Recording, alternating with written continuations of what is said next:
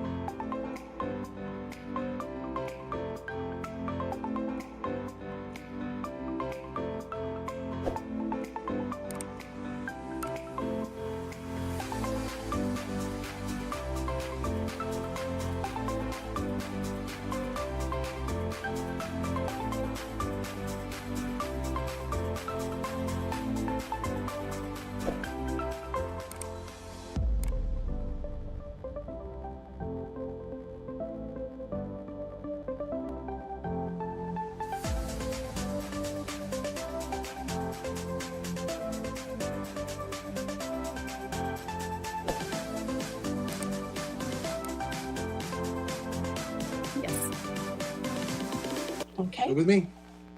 At this time, call to order Kathleen Allen. Here. Tom Chapa. Here.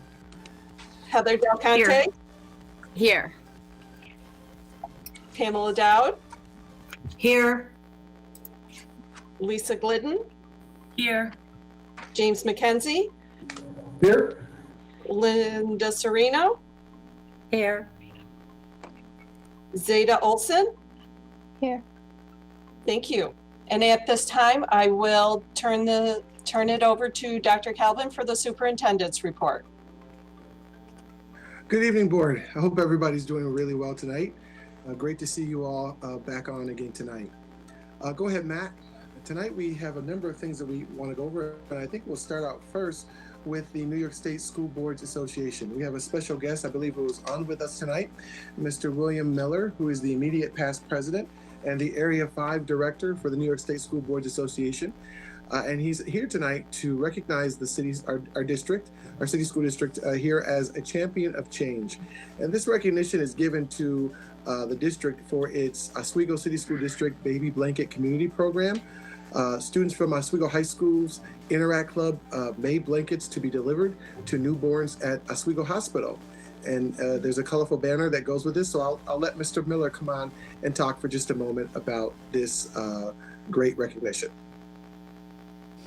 Well, good evening, everybody, and thank you very much for inviting me to your meeting. I'd like to congratulate your district on behalf of our full staff and our board of directors on this program that their students, I believe it's they have an association similar to the Rotary, if I'm not mistaken, and do community service. And one of the things that they do is present baby blankets to the community, health and maternity. We're very proud that we have students like this in New York State and within our school districts. It's a great honor for us to be able to come and honor you guys and your board for allowing this type of thing to go on and to help sponsor it and to help these kids move forward. And it's a really good teaching moment for these students. A few years ago, we were looking at how do we recognize school veterans and students, and we one type of program where somebody always nominated somebody. But our membership relations committee that works at New York State School Boards visits over 300 school districts every single year.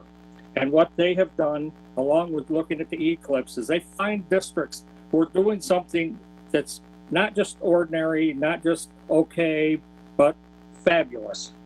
Something that's out of the ordinary and something their students or their districts are doing that most districts haven't thought of or haven't been able to do. So what they do is they collect all these different districts, and then they send it to a committee that's part of the New York State School Boards. The directors sit on it, and then they review them, and then they pick how many different ones. Sometimes they'll do like 10 that they find. We've also been able to include within this Champion for Change. One of the businesses was the Chobani Yogurt Company, because of what that man had done when he was out paying off lunch program bills that parents couldn't afford to pay, and school districts relied on that money to keep their programs going. But for the most part, it's for boards of education and it's for students. So I want to just say congratulations. I believe you have the banner already.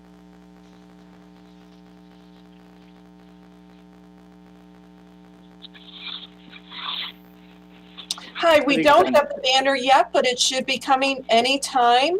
And as soon as we do, I will make sure Dr. Calvin knows. Okay, yes. And I wasn't sure if they had sent it yet. Normally we bring it with us. This is the first one I've done virtual, so this is a little different, but it seems to be what we have to do today. Hopefully it doesn't last forever, because we certainly like to give these things out in person and even meet some of the students who participate in these programs. So again, I want to just offer my congratulations and the board of directors for a great job, great kids, and the wonderful things that they're doing, making these baby blankets. We think this is very honorable and well worth giving a Champion for Change for Kids banner. Thank you so much, Mr. Kane, for coming and making this work so that we could receive this honor. We're very proud of the program. And I wonder, Dr. Calvin, do you know who the advisor of that club is, just so we can get that person's name out there and have that be a part of this honor? Off the top of my head, I'm not sure. Karen, do you remember the name from the other day? We looked at the name of the advisor. I believe she's on tonight. I'm sorry. Can't recall right now. But we can certainly put out a message. That's okay. We can put out a message. To yeah, when we get the information, let's definitely do that. But thank you so much, Mr. Kane, for being here with us tonight. Yes, I appreciate it, and hopefully you'll bring in some of those students into a board meeting and show them this banner, and then hang it in a hall of distinction for them, so everybody, in your community who comes within your buildings will be able to see it. Dr. Calvin, that would be Amy Orr. Thank you. Thank you very much. Right. Thank you.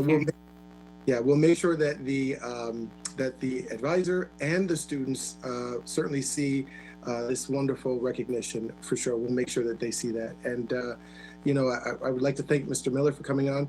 I don't know. I know we're on virtual. Maybe we can give him a round of applause or some kind of applause to say thank you for all your hard work. Excellent job, kids. Excellent job, advisors. Thank you so much. And thank you again, Mr. Miller. Anything else from the board before Mr. Miller is all set here? All right. Well, thank you again, Mr. Miller, for coming on and saying hi to us. Yeah. Thank you very much. I apologize for getting your name wrong. I was reading what was under your picture and not what we have over here. So thank you. Okay, thank you. Thank you much. Bye-bye. All right. Bye-bye now. All right, board. So we again thank the New York State School Board Association for that recognition. And Matt, you can go on to the next screen there, please, for us. Just shifting a little bit. Tonight we have Mr. Tom Zuber, who is with us. Tom is our external auditor from Mingle Metzger Bar and Company, LLP. And I just wanted to share, just before he begins, that while he was completing the audit, our results, good news, have demonstrated a $2.1 million surplus from the last school year. And some districts we know have been allocating surplus to cover PPE and COVID-related costs that many districts are going through right now or dealing with right now. And so this is an opportunity to cover some of our PPE costs or COVID-related costs and replenish reserves with the surplus. So Mr. Zuber is here to talk a little bit about this with the full board. I asked him if he would come and share with the board just so that the board could have some discussion with him about it. So Mr. Zuber, I see you're on. Welcome, and thanks for being with us tonight. Thank you, Dr. Galvin. Yes. I guess I'm more here for certainly questions. As you know, we've completed the field work for the audit, and through that discussion with Dr. Calvin and Ms. Squires, the business official, we talked a little bit about what we're seeing some other districts doing in terms of their year-end surplus. As you all know, and what we're seeing out there across the board with just about every school district is that there are more surpluses we've seen additional surpluses this year over prior years, and how districts are dealing with that. They're certainly handling it a little differently, depending on the needs. And one of the challenges was with, with obviously the uncertainty, the delays surrounding the budget vote, the budget process, the delays relating to good, clear guidance coming out from New York State in terms of the reopening. We've had some clients ask questions, including Dr. Calvin and Ms. Squires, ask the question about, is there anything we can do to help cover some of those costs? And certainly we have several clients that have decided to amend their 2021 budget and utilize some of that surplus. So, because of the timing of it, if a district chooses to amend the budget before we complete and issue our report, we would pick that up as an appropriated fund balance as of June 30th, because you're modifying your current budget and using fund balance. So in a sense, what they're doing is they're using a portion of surplus that they knew they were going to generate from the prior year to help cover some of the unanticipated costs associated with the safe reopening of school districts. So that was the discussion we had, and I think Dr. Calvin and Ms. Squires wanted to just explore that option with you folks and asked me to be here if you had any questions on that. So, board, you've heard Mr. Zuber, and just wondering, are there any questions about this? What we are recommending tonight is that we take some of the surplus to cover our COVID cost, and then the other to replenish the reserves. We had to take some money to help get some of our technology. It'll be a while before we get back some of those funds, but we could put this money back into the reserves to try to replenish what was taken out. Nancy, would you have anything else to add to that before the board asks their questions? No, just as a reminder though, in June, we did bring to the board 2 resolutions. One was to fund the unemployment reserve, and the other was to fund the workers' comp reserve up to an amount. So if you were looking at the recommendation tonight and saying, well, where is the other surplus going to, you did approve that in June's budget. Might there be any around this? Just procedurally, as far as where we would go and have access to it, it would basically, would that be, we put it in one fund and then be allocate to those other ones and have access if needs be? Nancy, you want to share on that, please? Yeah, I'm not really clear on what you're asking, Tom. Are you asking about the other reserves? Well, yes, if we're going to put it into those reserves. I know in the past we've looked at putting some surpluses in reserves that we'd be able to access, that we know we'd have access to them if needs be down the line. Oh, okay. So I just want to make sure that if we're putting in those funds that we're going to have that access. Yes, that the workers' comp and the unemployment reserve are the easiest ones to pull money from if we were to need that. And we know that next year might be even more difficult than this year. So that's where we're funding. That's why we're funding those reserves instead of something like the capital reserve. Okay, thank you. Are there any other questions from the board this evening around this? Okay, so if everyone is okay, then we do have a resolution on towards the business portion of the meeting so that we might be able to accomplish both of those tasks tonight. And again, this is a good thing because we have some money from surplus that certainly we could utilize to support our needs this year, but also to help secure our reserves for the future as well. So Mr. Zuber, I'd like to thank you for coming to be a part of our meeting tonight. And we look forward to working with you as we continue to move forward in the future. Anything else, by the way, you have before we're all set there? No, thank you very much. I appreciate the opportunity. All right. Thank you, Mr. Zuber. Have a good Thank you. day. Okay, Matt, you can move ahead to the next slide. All right, board, we have one more guest that has joined us tonight. Mr. Brian Hasig is from City of BOCE. He's here with us tonight. He's a city board member, and he is, as most of you are aware, but for the newer board members, he's a retired Oswego City School District teacher. Over 30 years, he worked over at Minetto. He is currently a sitting City of BOCE's board member, and he's here to say hello and to provide an update around City BOCE's for us tonight. So, Mr. Hasig, we welcome you, and the floor is yours now. If you'd like to say hi.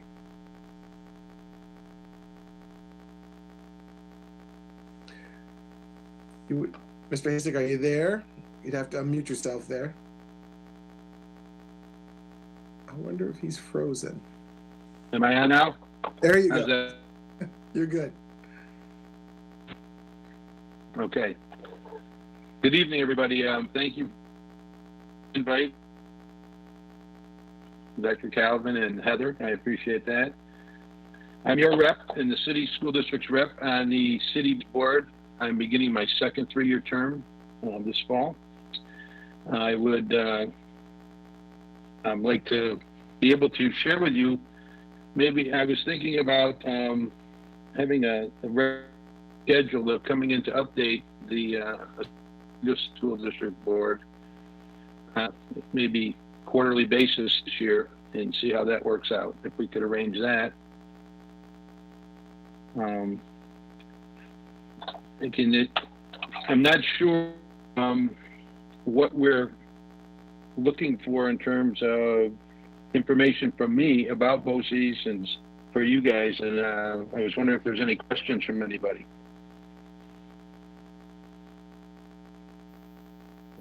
Well, first, Brian, thank you for Anybody being here. Yeah, we know you've served for 3 years, and we really appreciate your willingness to do some periodic updates for us. We just kind of want to know, what's been the focus of the board, and maybe some top 3 initiatives that you're working on the board.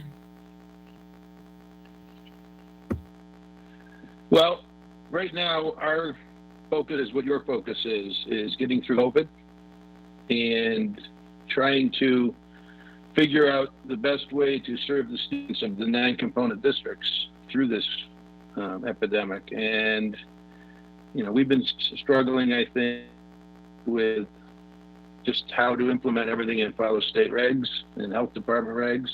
And from our last meeting, our year, beginning year activities went well. And so far everything's running smoothly. We've figured out how to service most of our students. We are still working on taking care of the students that's the end of last year. And we have to figure out how to let them complete, the people that were seniors have to complete some activities and some work to get them certified in the areas they were working on. Those are big things I think we've been focusing on right now.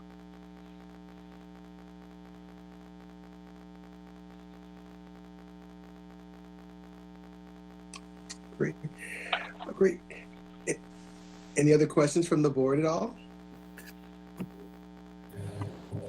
So I just have one. Hi, Brian. How are you? So I'm just wondering, with, as you mentioned with COVID, it's affecting everybody's budget. And I know that Correct. Part of our expenditures that we put in BOCES come back to us as, a percentage. And I know that percentage can vary. So I'm just kind of wondering what you're talking about at the BOCES level about budget and how that's forecasting. Well, yeah, just like Swiggle board at BOCES, we had a significant savings at the end of the year from we did not have to use, whether it was busing or supplies or all kinds of things. And all that surplus that we had, that we budgeted for, that we did not use, is going back to the 9 component districts. I know Oswego is scheduled to get over $1 million on a refund, I think. I'm not sure of the exact numbers. It was between 1.1 and 1.2 possibly, maybe a little over 1.2 million. And hopefully that will be a welcome amount to come in and help the district. I know it's going to be a tight budget year, and we did the same thing at city that you folks did in terms of close out in March. We had significant savings from the things we had planned for the last part of the year. It was surplus, so now it's fixed throughout the county. Did I answer your question? Yeah, thank you. So is there talk and planning on future and kind of what this year is looking like. Well, this year, I think everybody's just feeling their way through it right now. And, we've set our budget, and we're working on already planning our budget for next year. We had a couple preliminary meetings with business official Mike Shepard, and we're moving along. But I think it's a lot of unknowns right now you folks are experiencing. So I think it's going to be a wait and see year in terms of, unless every year it seems like we're able to refund some money. This year it's just a lot larger than the past because of those activities at the school and at city. So this year, I think we're just feeling our way through and seeing how it, how everything falls and how things pan out. Brian, I don't know how deep you get into the programming out there at the board level, but there was a big push to start an agricultural program out there. Do you know if that's still happening, or if it's been put on hold, or do you know anything about it?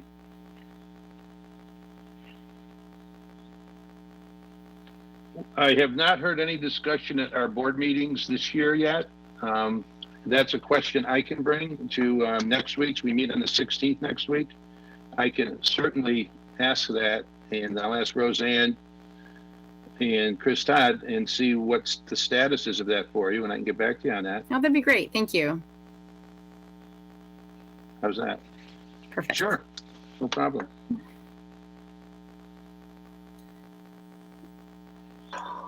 All right, board, if there are any other questions from anyone else for Mr. Hasek? Well, then we want to thank you for coming and joining us tonight. Thank you for honoring our request, the request of the board, and certainly we will certainly keep in touch. And once we receive that information, board, I'll send it right out to you. Okay. Thank you very much, Brian. It's good to see you. That's great. Thank you for inviting me. Pleasure. Thanks a lot. Thanks for inviting me, and glad to come back anytime, and we'll figure it out. Bye-bye. Thanks. Bye-bye now. Have a good night. Bye-bye. All right, board. So we're going to now move forward with a couple of things in terms of school business now. So I'll start by just talking about our schools as we're now in week 3 of our reopening.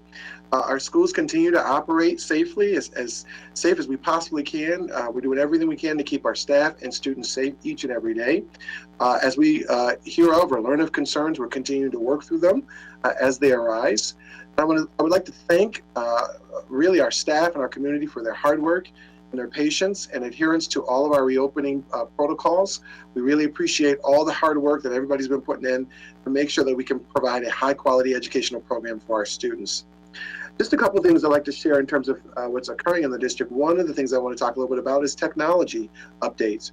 So we had, as you know, originally, as I reported the last couple of meetings, we had 200 requests that we had received at the beginning of the school year that we had not heard of. We had either students who came into the district and registered for the first time, or we had kids who they thought that their technology was going to be sufficient enough, but then as we got started, I was having some trouble and requested technology from the district. So we filled those requests. As quick as we filled those, we learned that there were another 250 requests that we needed.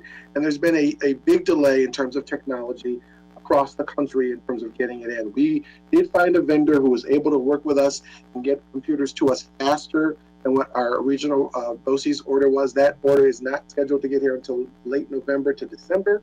And of course, with having 250 kids plus without technology, we needed to work quickly to try to get some technology into place. And we were able to do that. And as I shared with you before, we also had some districts who helped us out and they loaned us some technology. Happy to report that we have covered all of our secondary requests. Everyone from grade 7 through 12 have their needs met. And now all of our, as of today, my understanding is all the elementary needs have also been met. So everyone who's needed one, we've been able to get a computer out to them or device. Our next delivery date, we have a couple more, about 30 that were coming from this one vendor that got things to us quickly. That delivery date is October 30th, or before the 30th that we should be receiving that. And then we have the BOCES group that we ordered from. It should be delivered between, again, late November to December. Once that delivery comes in, we have some devices we had to just kind of get out, and they're older devices. We will start to replace devices. Things that were loaned to us, we'll start giving back to the districts that we received them from and replacing them with our devices. So we'll be doing some replacement around that November to December time. We'll also, again, be working closely to provide support for our families. Board, in case you don't know, every week on Friday, the technology department has been releasing a training video for our community. So every Friday on WBUC, there's posted there on the site and also on our YouTube page, a variety of workshops for parents, for students, to teach them how to use the technology that they have. And we've found that that's been very helpful for several of our parents and community members. Matt, go ahead. So separate from that, one of the things that we've been working on, and board, I've shared this with you, is what we call a protocol for resolving concerns. So we'd like to share this tonight because we're going to be launching this in the community before the end of this week and throughout next week. And parents and community members will hear a lot about this. So one of the things that we are working on is really trying to resolve concerns as quick as we possibly can, and also resolving those concerns at the lowest level of the organization, with the person who is closest to the issue as quickly as we can. And so to do this, we're asking that our community utilize this new protocol that we're going to be rolling out. The protocol lists who community members can reach out to in order to resolve a concern. And we ask that our entire community utilize this protocol. And again, our goal is to make sure that we can resolve quickly.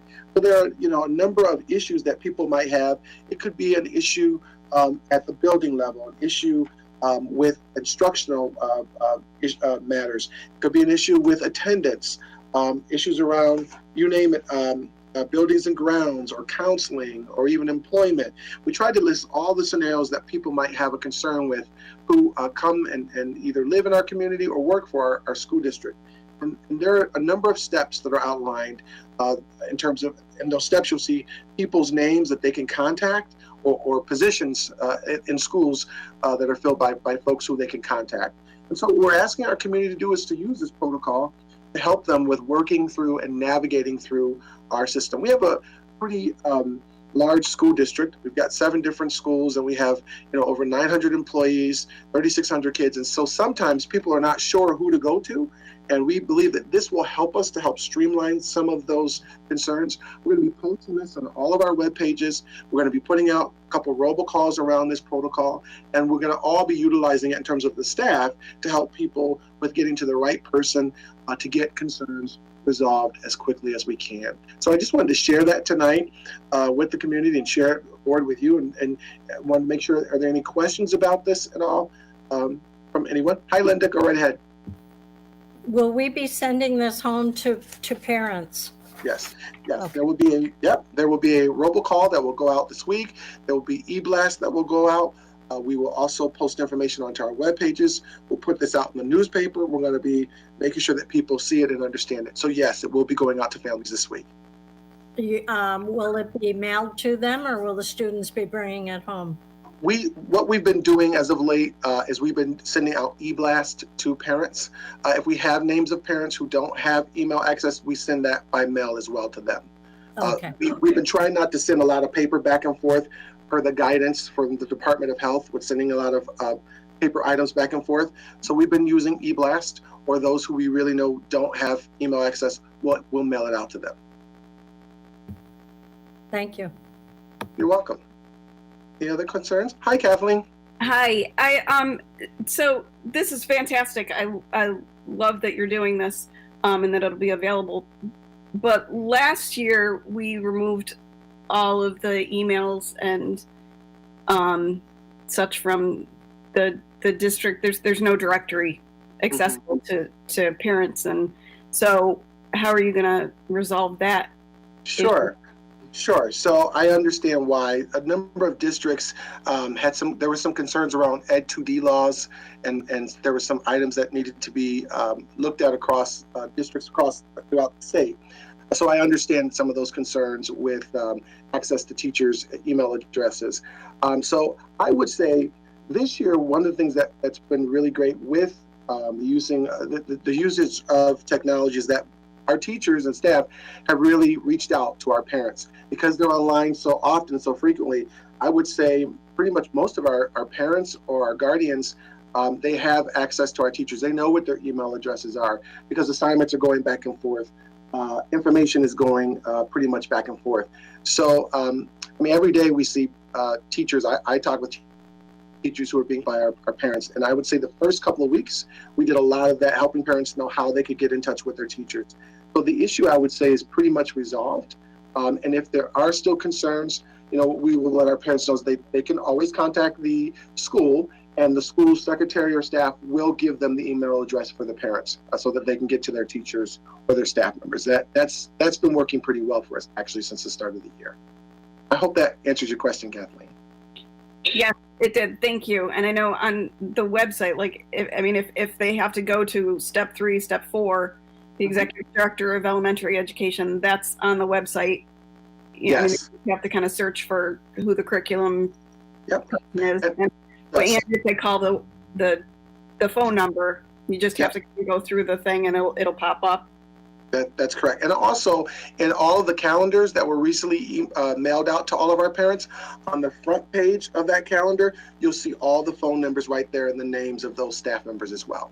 So parents can use that calendar too. Thank you. My pleasure. My pleasure. Okay, any other questions from board members around the protocol? Okay, so we'll start to socialize this and get this out to our community this week. Go ahead, Matt. I just wanted to share with you, board, separate, a different piece here. The New York State Health Department has provided some additional updates. They came out late last week, Thursday. The guidance provides flow charts that are consistent across the state. This is new. You know, as the year got started, there was not consistent written guidance. And so districts were doing things a little bit different. So there was a lot of requests from the field for some kind of a consistent document. So we now have this new flow chart that has come out.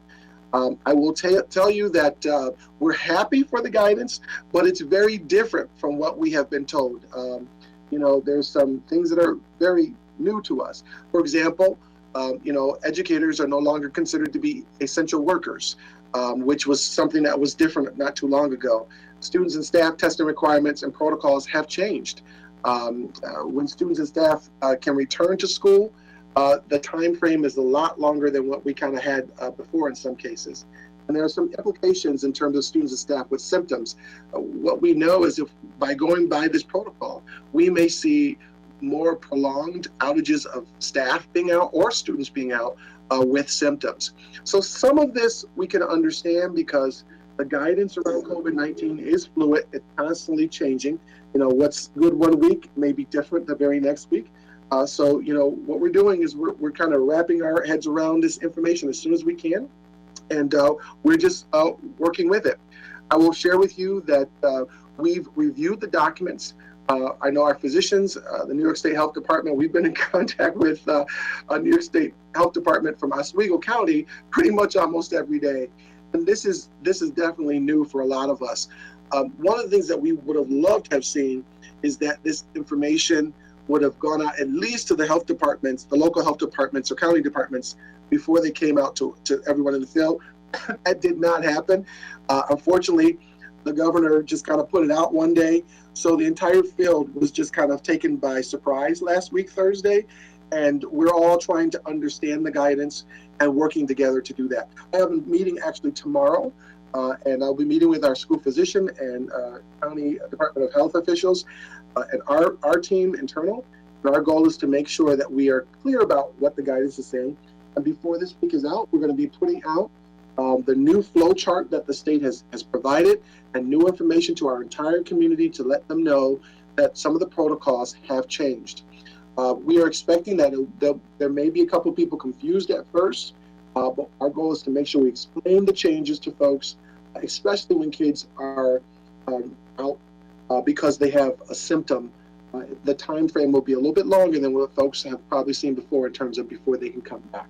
We're going to be working certainly through that. Again, in terms of rollout, a robocall will go out, a letter will be sent out this week. There will be also an informational video.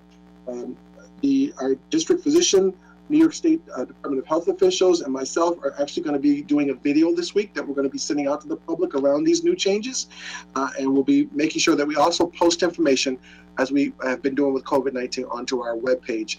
If you go onto the webpage, we have a COVID-19 link, and people can certainly go there.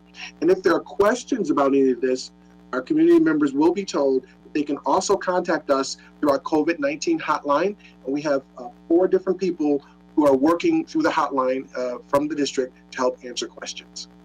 Okay, any questions about that, board? Okay, Matt, go right ahead. I just want to, on a separate note, share a little bit about the capital improvement project. Progress is continuing to be made. Just some highlights from last week and this week. So at Layton, our locker rooms work continues throughout this week. We're expecting that this work will be completed within the next 2 or 3 weeks. The stormwater basin work was also addressed throughout this week, has been being addressed last week and this week. And then the epoxy flooring in the locker rooms, that we hope to be done by October 19th. At the high school, there are new light fixtures that have been installed in the auditorium foyer. The filling grid and painting has begun at the high school. Plumbing rough-ins were complete. And then the roof framing continued on the stadium concession stands and the locker rooms. If you drive by, you can see that roof framing and work occurring. The punch list items for bleachers and the press box were also worked on last week and are being worked on this week. And then coordination of final paving was solidified this past week here for the stadium and also for Buck Boulevard. At the middle school, topsoil has been spread and ready for sod at the middle school track. Milling and paving for the track will start this week, and then plans were also solidified. Additional plans have been solidified last week and some again at the beginning of this week for the middle school work.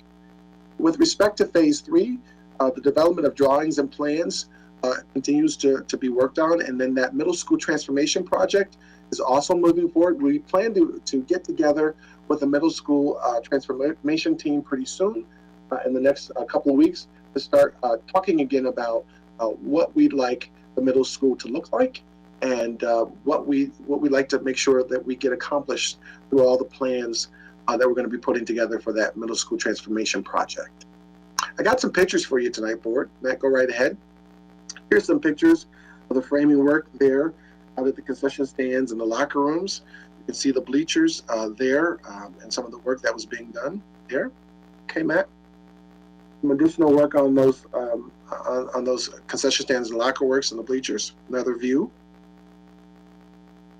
Here's the field view right now of the turf.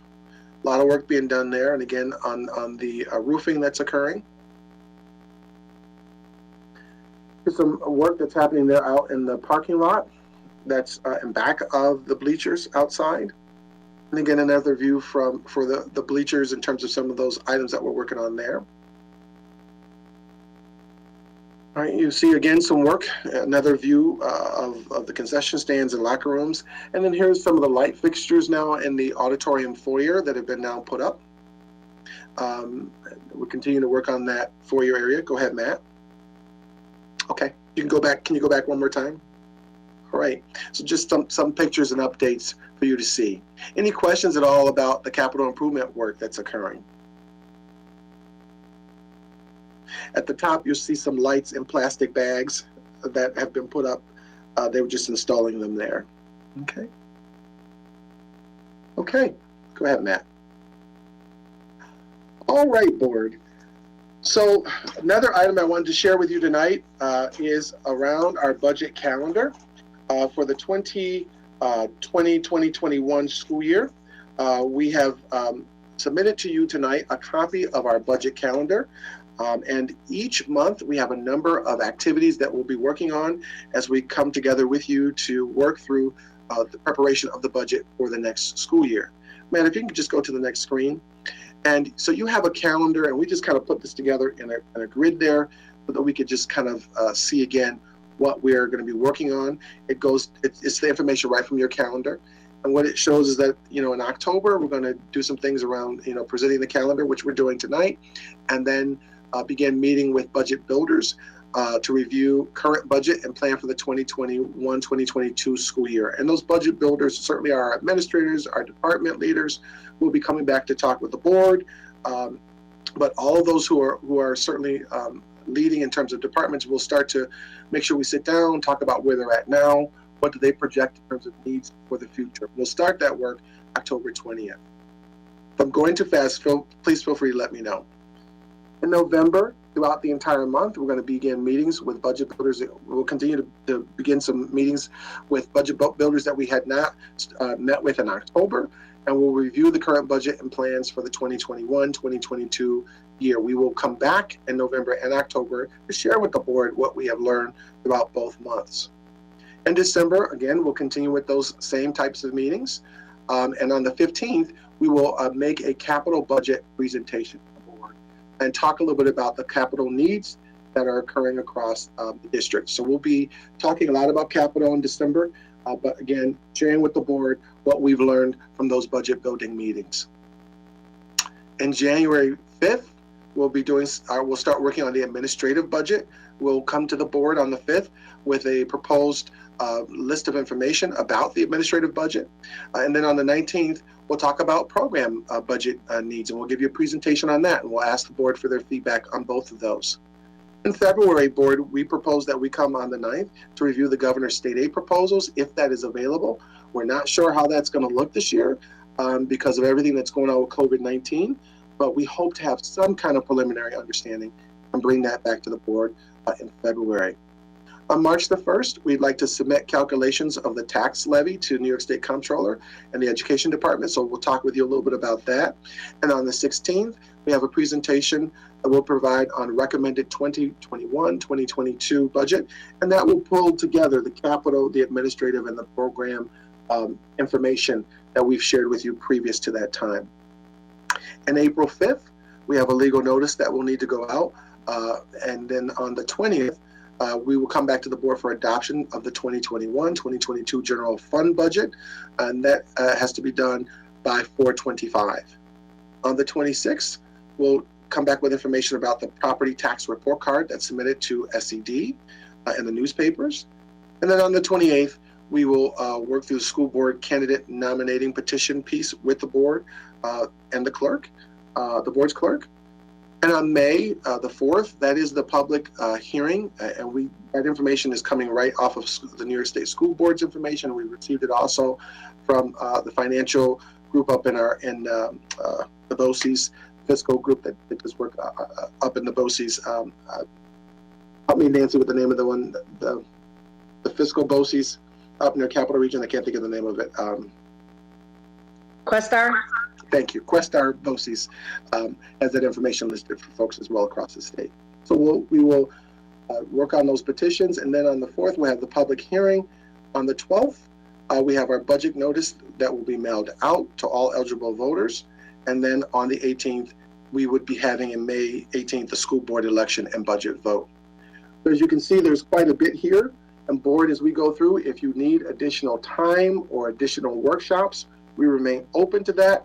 Our goal is to be very transparent, to answer every questions, and to work collaboratively with you and for you as we pull together the budget for the 2021-22 school year. Are there any questions about the calendar, board? And by the way, this calendar is a work of art, so again, if we need to move it around, we're open to doing so.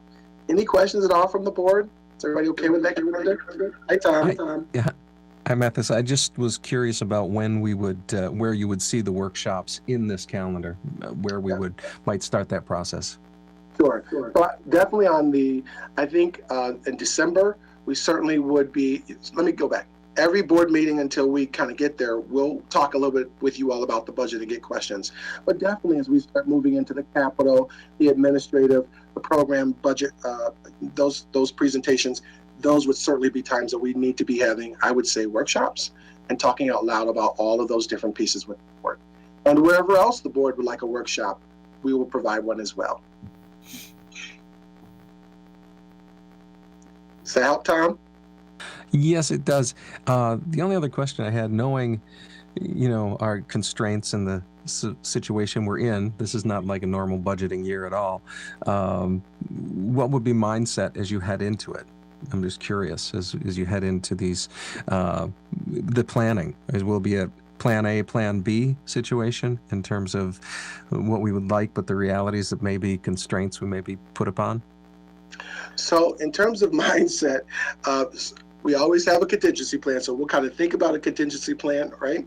But I think my mindset going into this process is to make sure that we have a budget that is flexible, so that way there's room if something goes wrong, that we'll certainly be able to move things from code to code if we need to.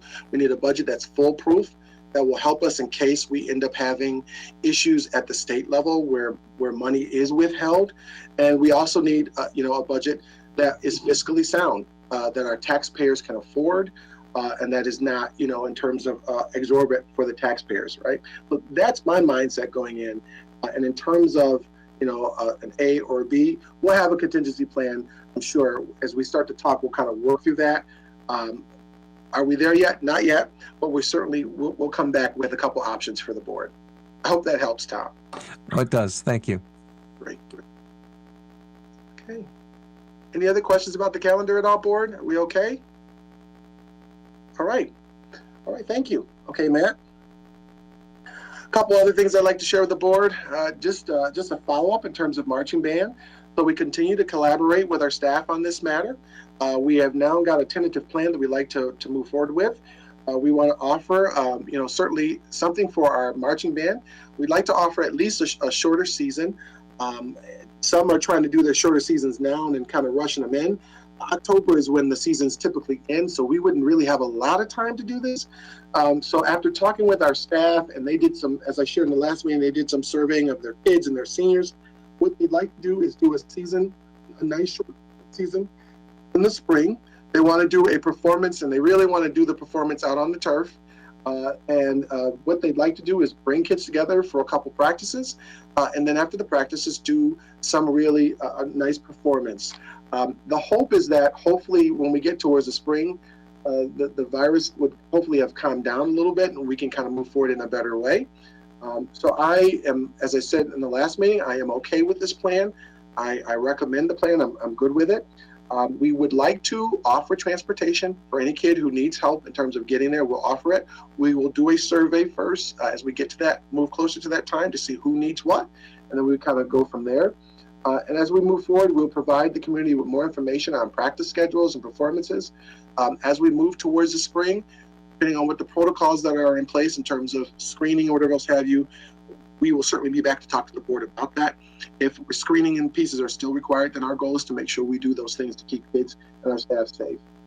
I would just like to say, as I said in the last meeting, thank you to our band staff for their willingness to reach out and to support and work together on this. The gentlemen who are leading the marching band have just been fantastic. I met them once, and they've kind of reached back and forth out to our staff. So thank you, gentlemen. I really appreciate it if you're watching tonight. So that's what we're thinking right now in terms of marching band. Any questions, board? We okay? Okay, Matt, keep going. All right, now in terms of athletics. So we are working right now with athletics as well. I know one of the concerns that I've heard about as of late is senior nights.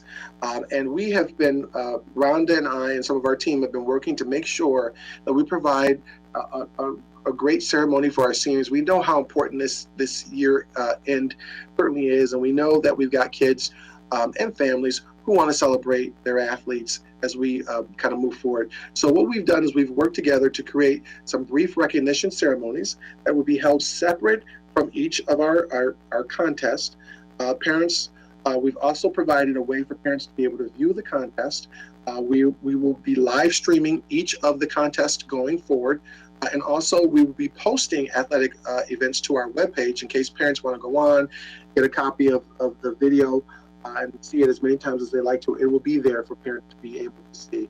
We are going to be working on making sure we have pictures that honor our seniors. And again, our goal is to recognize them in some way, shape, fashion, or form as we kind of move through their senior year here with athletics.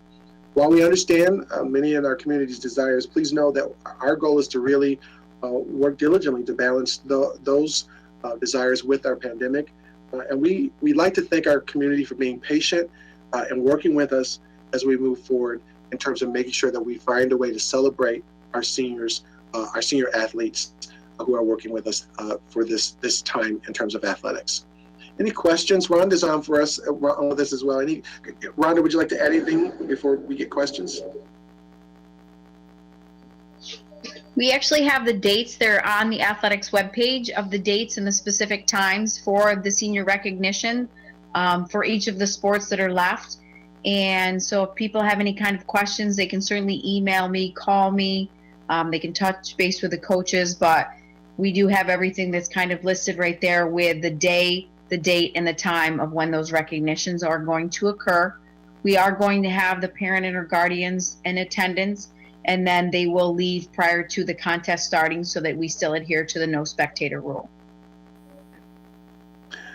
Okay, any questions? I think Zeta, did I see you raise your hand? I want to make sure we answer your question. Did you? Oh, no. Okay, I'm sorry. All right, she's waving. Any other questions for folks? I'm not a question. I just want to say thank you to the folks who are making sure that we get the live streaming and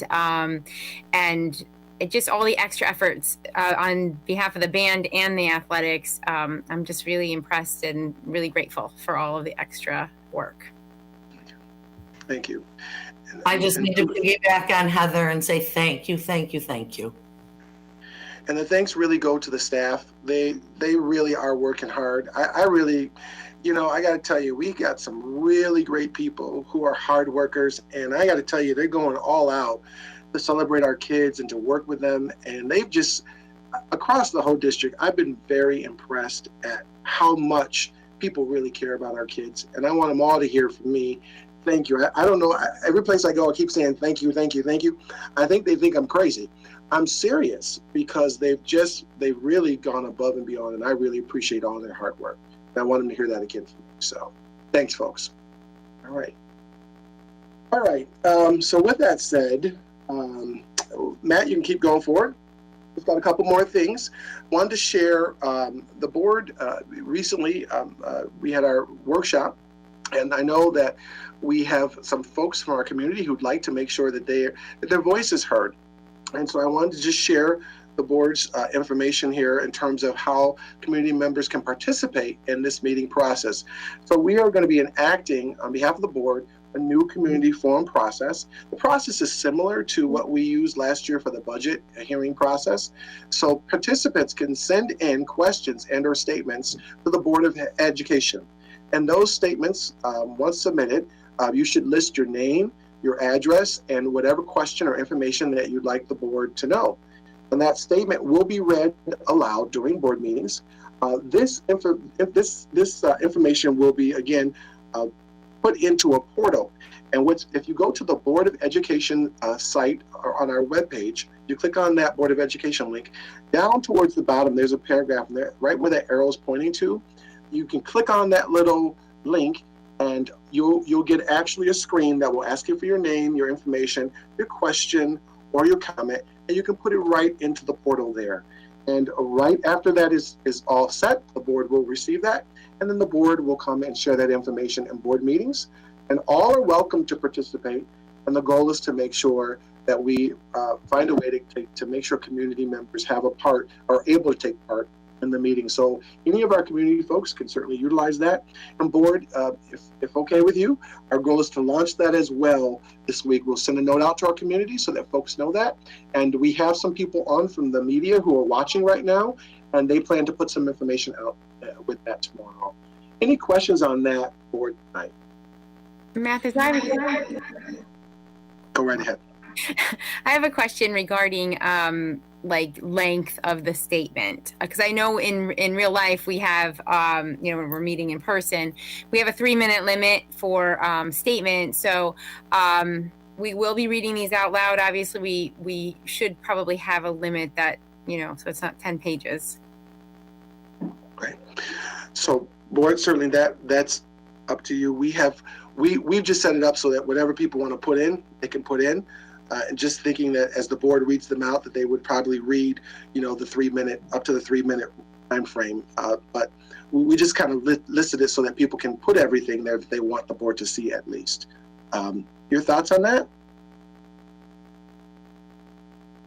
I'll just say I agree with Heather. I think that maybe a character number, I mean, limit like you have on documents. And then the other thing is, in our live meetings, there's no dialogue between. So how are we going to address that, Heather, with maybe people expecting a response then? And, it's not necessarily something that we're going to discuss that night. Maybe it's just typically people just speak, and it doesn't mean that we're going to discuss it that evening. It's just their opportunity to bring it to us. So how are we addressing that?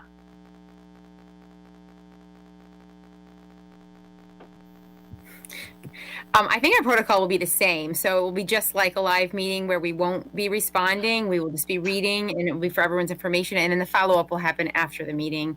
If follow-up has to happen, it will be, sent to the appropriate person or directed in the right direction, and we can respond just like we would after a live meeting. Does it say it on there? I can't see it. My screen is so small, but does it say it on there? Is it written like that? Go ahead. Well, I'm thinking we should probably put our little statement on that we would read before public session, just so, because there are some things like limitations, like you shouldn't, call people by name, for instance, if you're talking about, a problem. Sure. They have, we've got a statement, a public session of the board meeting, and it's in a paragraph form. If that could be transposed on the page, sure. That they're going to send us their questions so that they can read it. Yes. Yes. Yeah. We can do that. Absolutely, board. We can take care of that for you. If all of your requests, we can meet them all. So we can certainly kind of make sure that we limit the character in terms of how much people would be able to put in. And we will certainly be able to list those statements on the webpage so that people see that. And whatever you wish for us to do in terms of follow-up, we stand ready to follow up and support you in any way that we can. We can do that, no issues. Any other concerns that the board members might like, or any other questions or concerns there? Okay, all right, very good, thank you.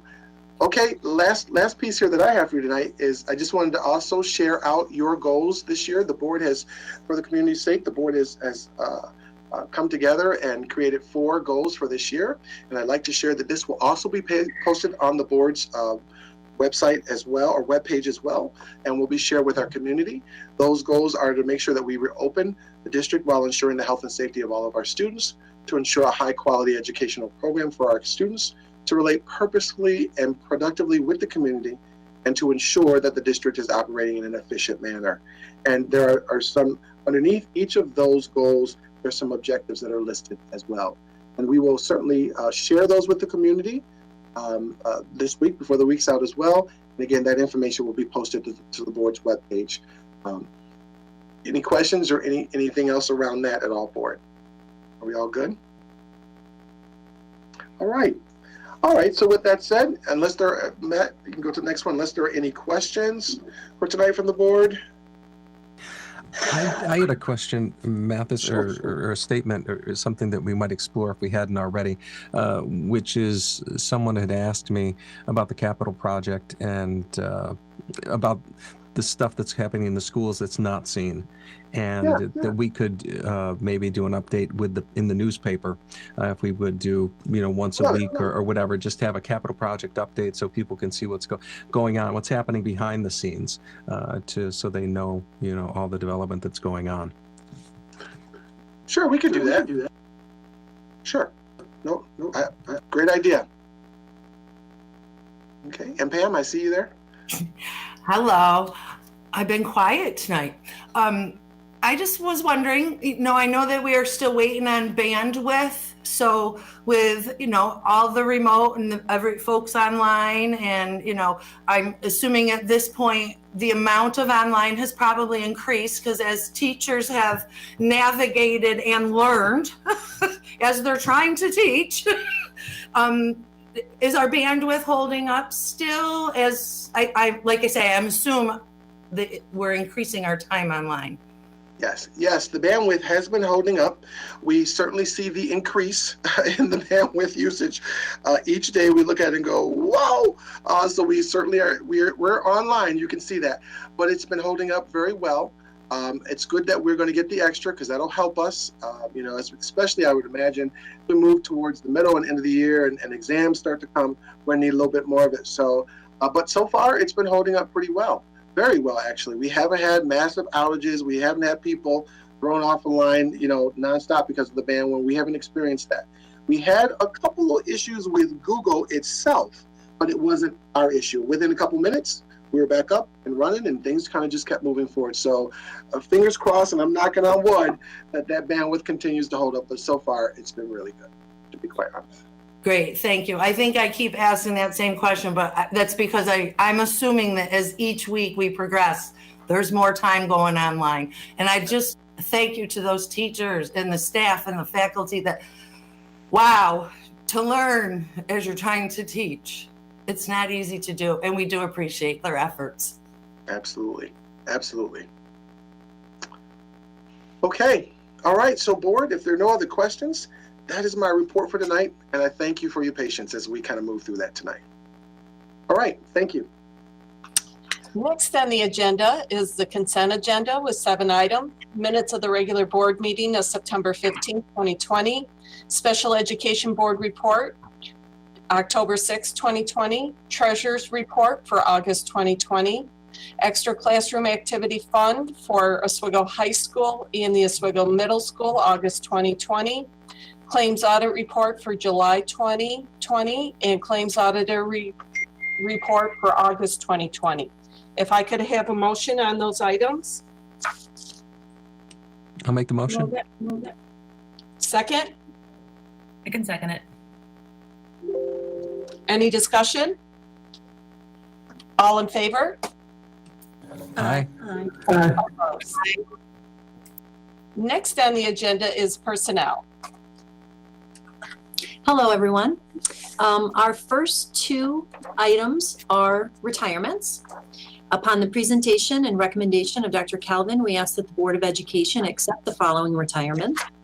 Whereas the following individuals were employed continuously by the Oswego City School District, and whereas they admirably served the students and staff of the Oswego City School District with their full commitment to their responsibilities and worked in partnership with their fellow employees and with their full service and dedication to the best interests of all the students of our school district. Now, therefore, be it resolved that we recognize their service was an asset to the students and staff, and we express gratitude and sincere appreciation for their years of service.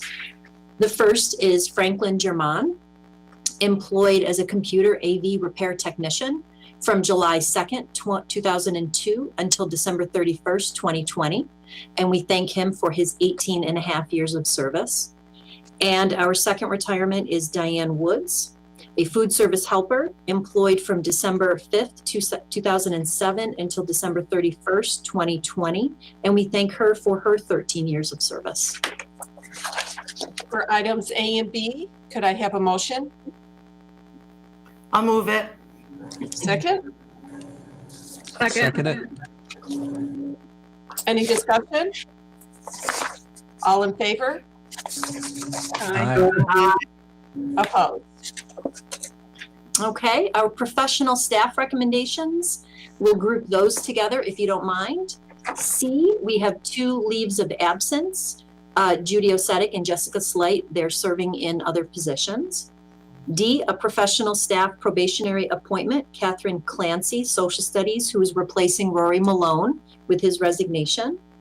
E, 2 regular sub-teaching assistant appointments, replacing folks who are on leaves of absence.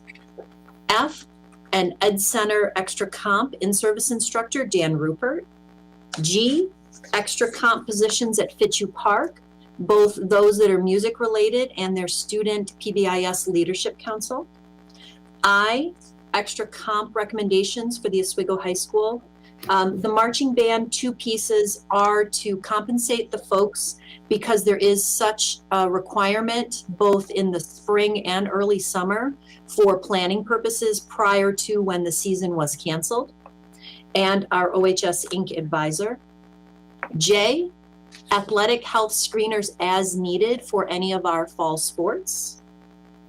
And I think we'll stop there, Karen. So C through J with that batch.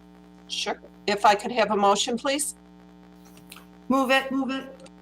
Second? Second. Any discussion? All in favor? Aye. Opposed? Okay.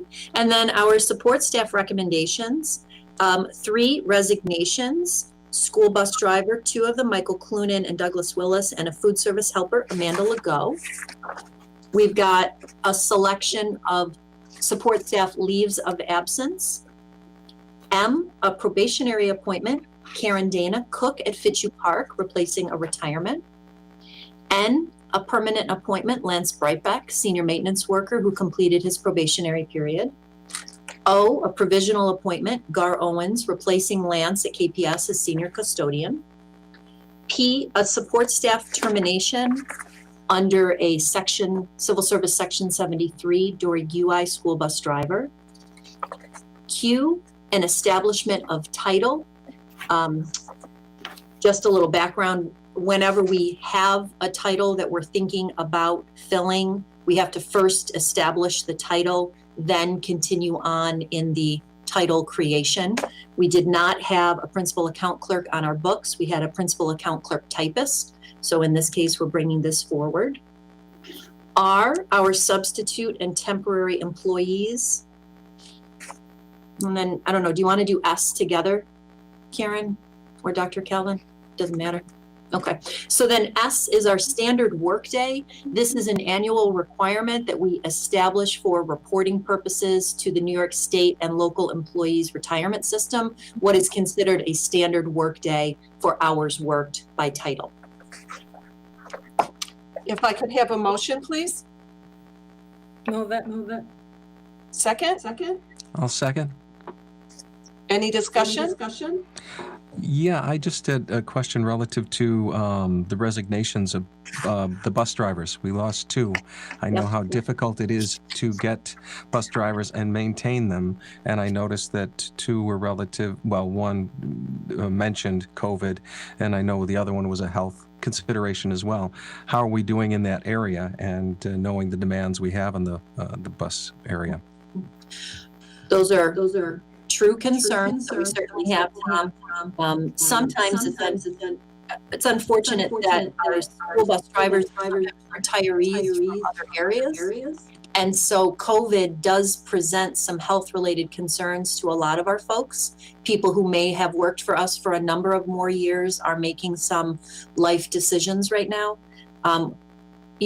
Nancy and I talk to Tom daily about staffing issues for transportation because we feel as though in conversations with Dr. Calvin, transportation and food service really will have an impact on our abilities to, continue to meet the needs of our students. So certainly true concerns. We're advertising anywhere we can, think to advertise within our means. And then folks that perhaps have been subbing as bus drivers will have the opportunity to then bid on any open positions as they are created.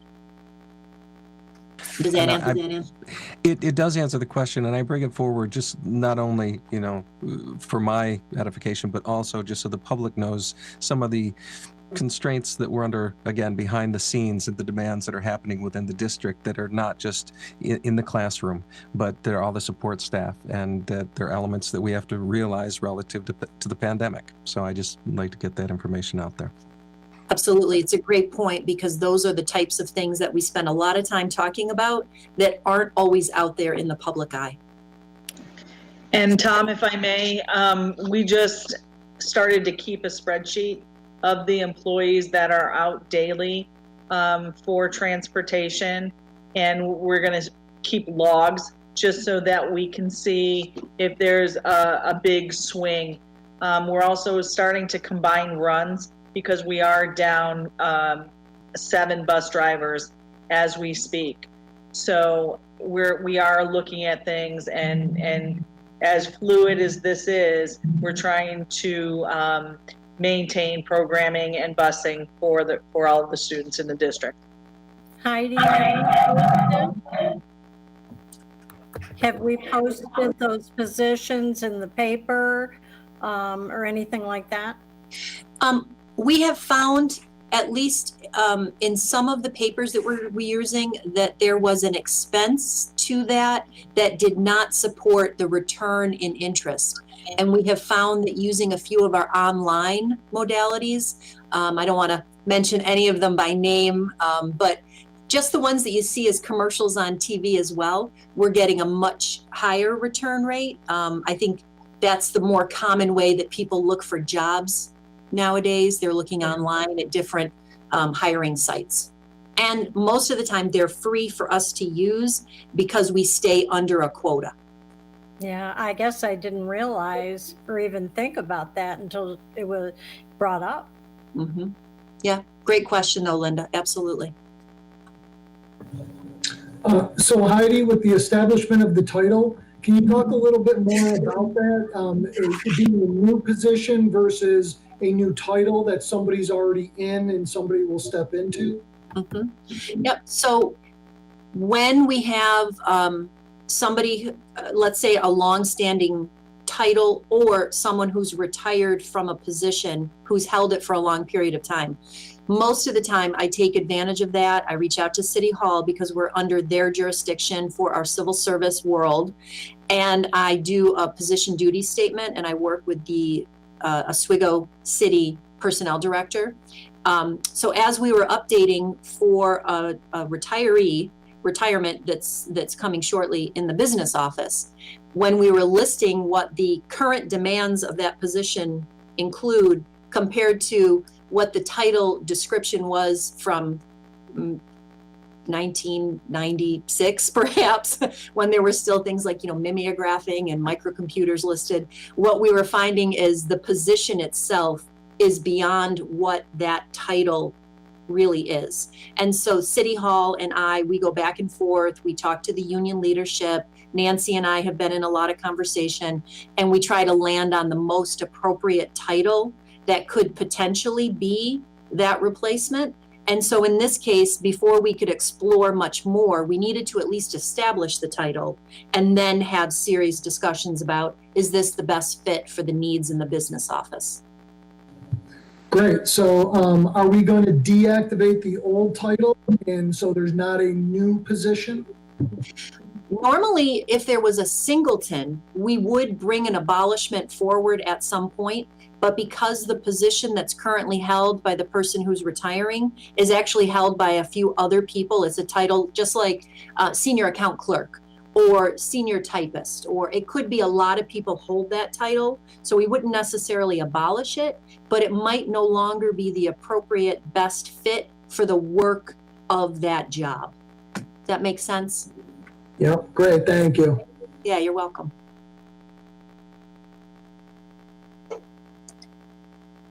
Any other questions? All in favor? Aye. Aye. Opposed? Next is Finance with Nancy Squires. Good evening.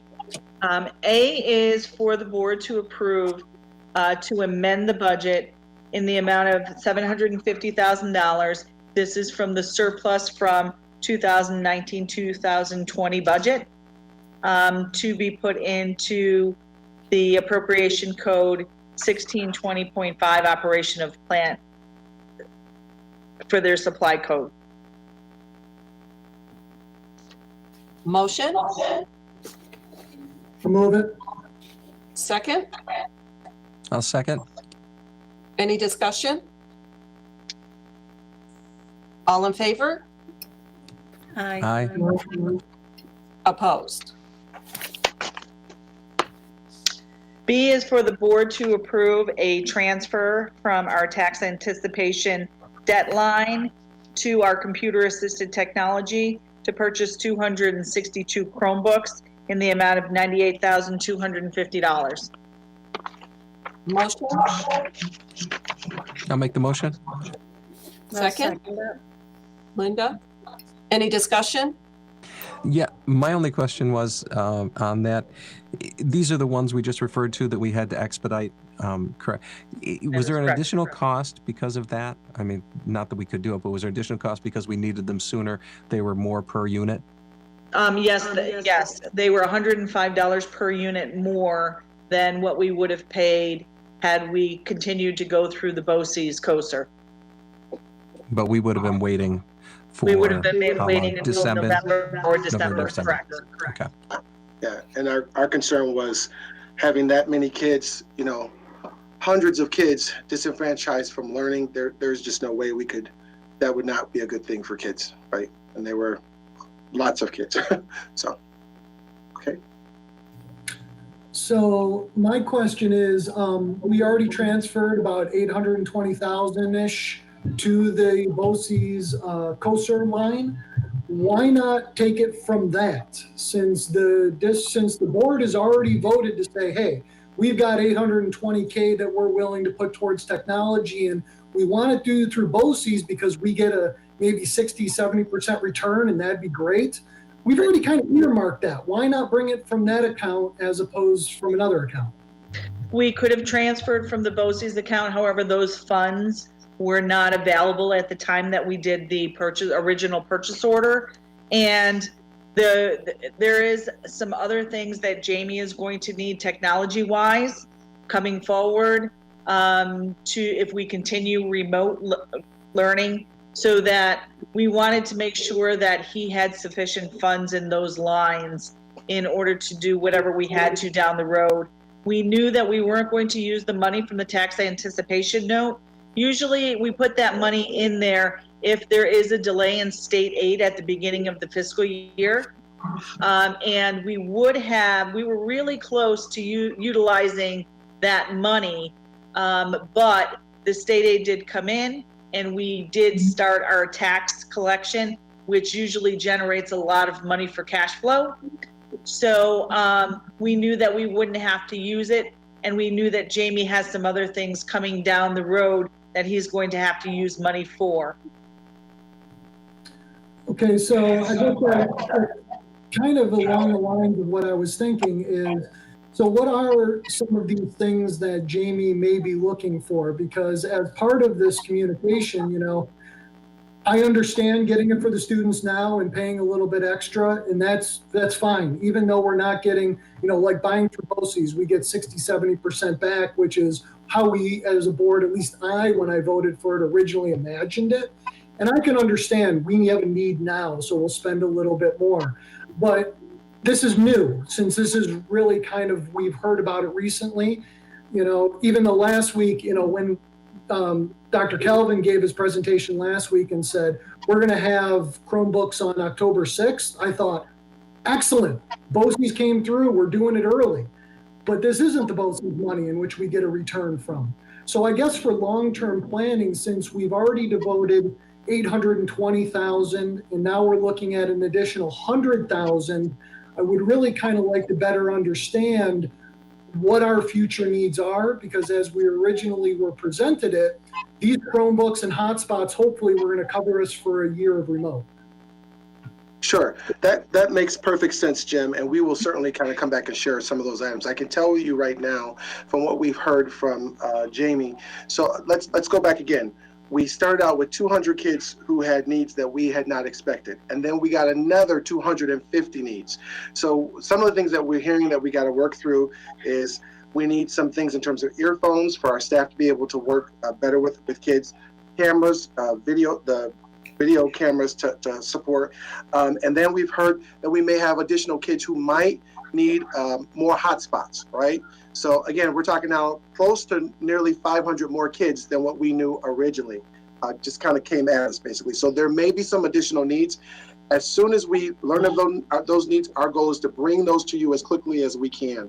Unfortunately, in this time, when we learned right away that we had 500 kids, we just had to start moving as quickly as we could until we can get back to the next meeting. My goal was to try to get things for the kiddos. So that's kind of how that works. But those are some of the needs that we know of now: earphones, video cams, and possibly some more hotspots. We think we're probably going to need for sure.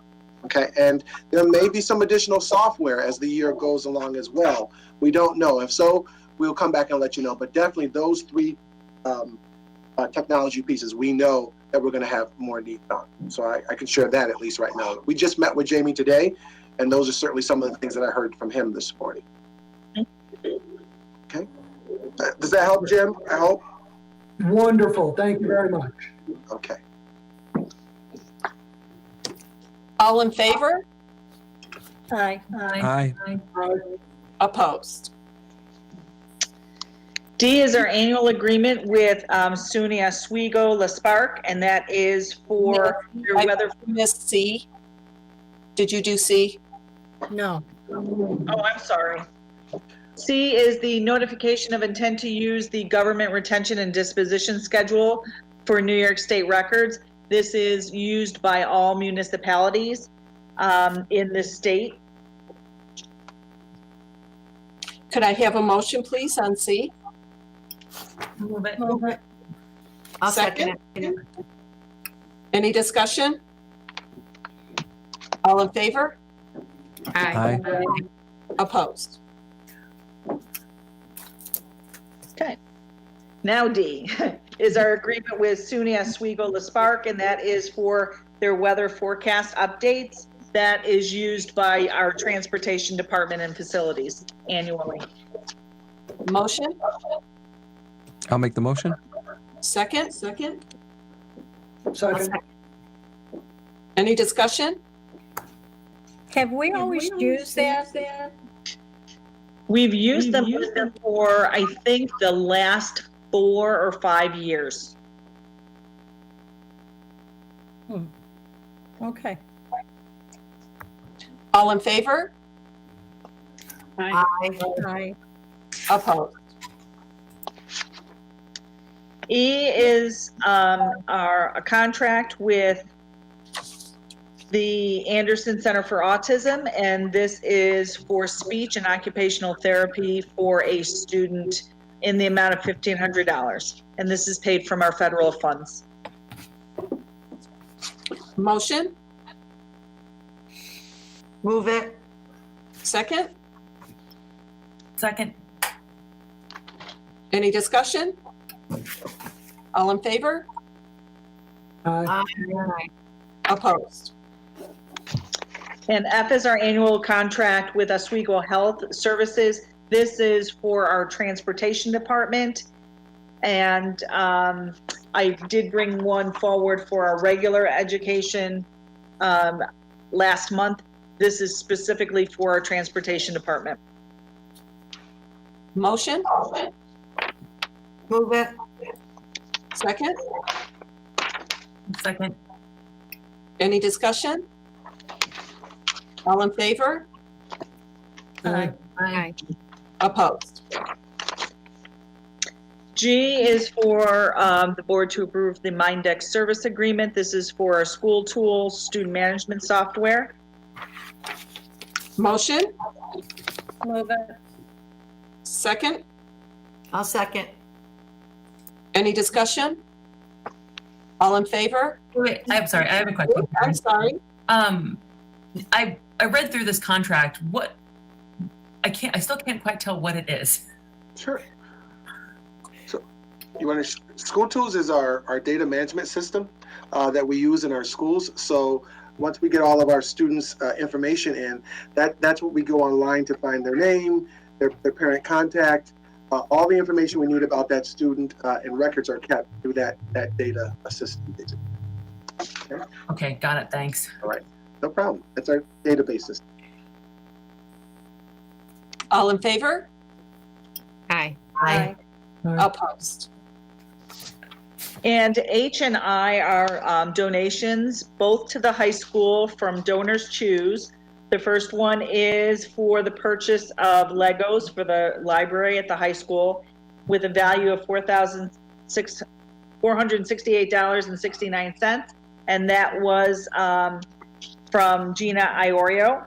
And the second one was for the purchase of books for student books for independent reading in the amount of $609.46. And that was from Sarah Williams.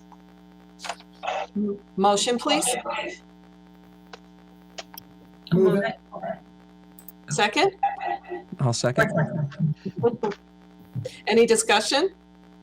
I would just like to say thank you to both Gina and Sarah for looking outside the box and bringing neat stuff to our students. Thanks again. All in favor? Aye. Opposed? Next on the agenda is the student representative discussion. Zeta, would you have anything tonight? I have nothing on my end, no. Next would be items from the board. Well, I'm not gonna let Zeta get off that easy. How are things going, Zeta? Things are obviously, I think for everybody, very busy right now. And I think everybody might be having a little hard time adjusting. But overall, I'd say pretty well. Thank you so much for asking. Thank you. We have to hear from the students.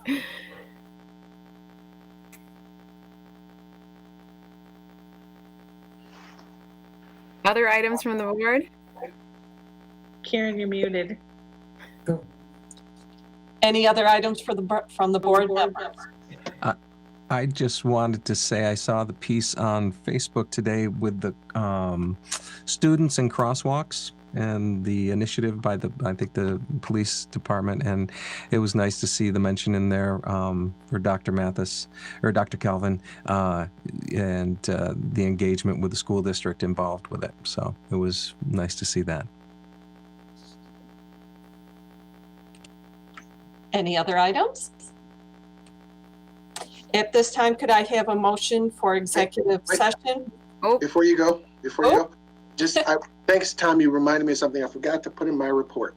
We're doing we're doing a special literacy project. If any board members would be interested, and what we're doing is it's happening over at Kingsford. However, we're going to kind of put it out to everybody in the community. And what's happening is that a person will go on and read a book to our kids, and we're taking a videotape of it. So our mayor, our town, I believe the county executive, the fire chief, the police chief, we've asked them all to help us, and we've gotten a lot of them who said, yes, we'll come and do it. In fact, they'll be here on Thursday, and we'll all be on reading and getting it taped. And then this is going to be kind of pushed out as a literacy project to all of our kids that can watch us reading. So if any board members might be interested, if you would let me know, we'd love to get you videotaped and get you out there with our kids reading your favorite children's book. And you can come in and we can videotape it, or you can videotape it with yourself on a phone and send it to us, and we will edit it and get it out. So I apologize. Thank you, Tom, for reminding me of that. But if anyone's interested, just reach out and let us know. It would be great for our kids. All right. Thank you. At this time, if I could have a motion for executive session for the purpose of discussion of the work performance of a particular staff member. And also a matter that could imperil the health and safety of the community as well. Thank you. Could I have a motion, please? Move it. Second? I'll second. All in favor? Aye. Opposed? I have sent each board member and Dr. Calvin an email with the invitation for the executive session. Have a good night. Thank you, you too. Thank you.